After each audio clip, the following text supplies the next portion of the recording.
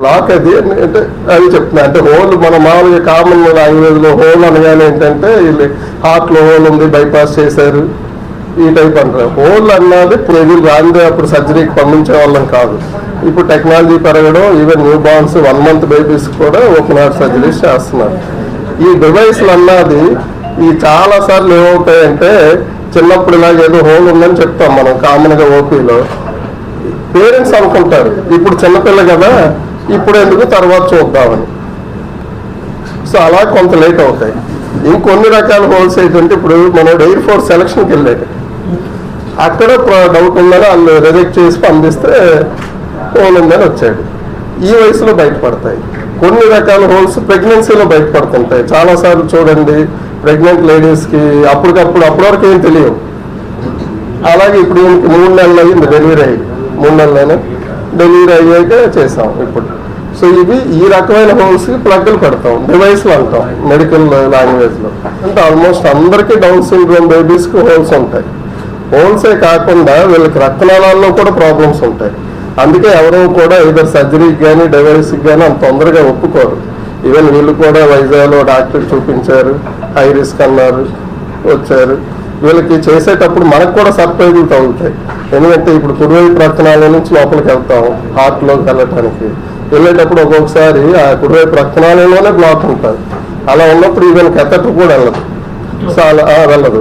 అలా ఉన్నప్పుడు మళ్ళీ మెడ ద్వారా వెళ్ళటం ఇలాంటివన్నీ అవుతుంటాయి. అందుకు ఇలాంటి బేబీస్ని జనరల్గా డేర్ చెయ్యం.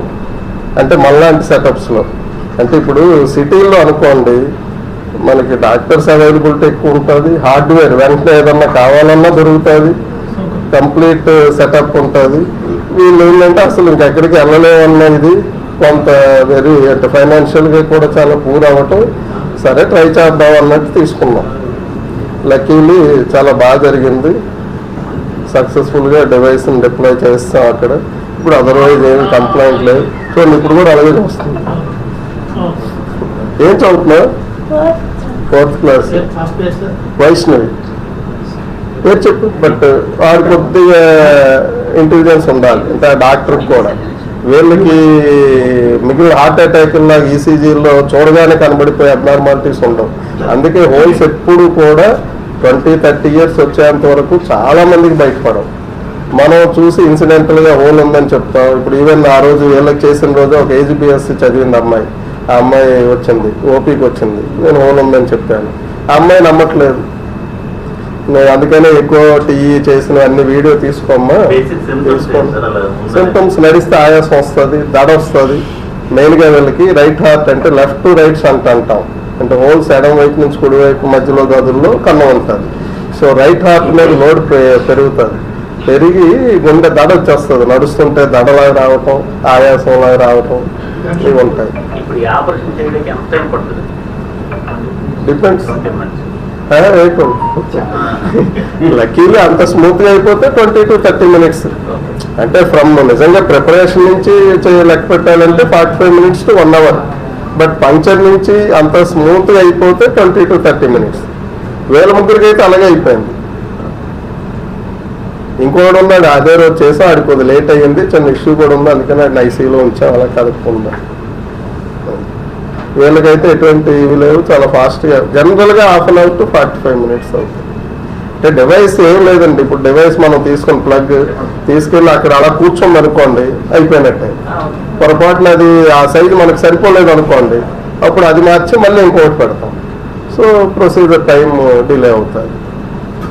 అంటే మెయిన్ డివైస్కి అంటే కోత లేకుండా చేయటానికి చాలామంది అంటే ఇప్పుడు అంటే కోత, ఇప్పుడు అందులో ఫిమేల్ అనుకోండి, మీకు ఇప్పుడు పెళ్ళైంది కాబట్టి ఇంకోకే, లేకపోతే కోత ఉంటే ఎవరు యాక్సెప్ట్ చెయ్యం.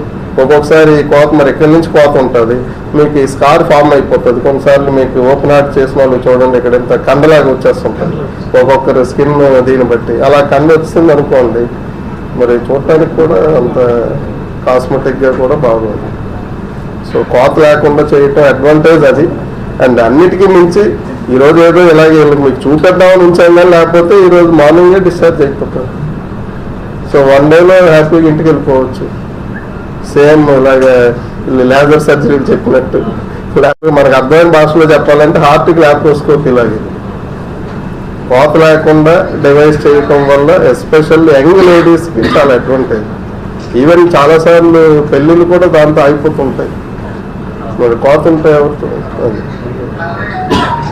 ఈరోజు మెయిన్ విశేషం ఏంటంటే డౌన్ సిండ్రోమ్ బేబీకి ఆరోగ్యశ్రీలో ఇంత రిస్క్ తీసుకొని నేను డాక్టర్ ఫణీంద్ర, డాక్టర్ అశోక్ రాజు, పీడియాట్రిక్ కార్డియాలజిస్ట్ సహకారంతో సక్సెస్ఫుల్గా చేశాం. కాబట్టి ఈ ఆనందంలో మీ అందరికీ అంటే ఉంటుందని షేర్ చేసుకోవటానికి.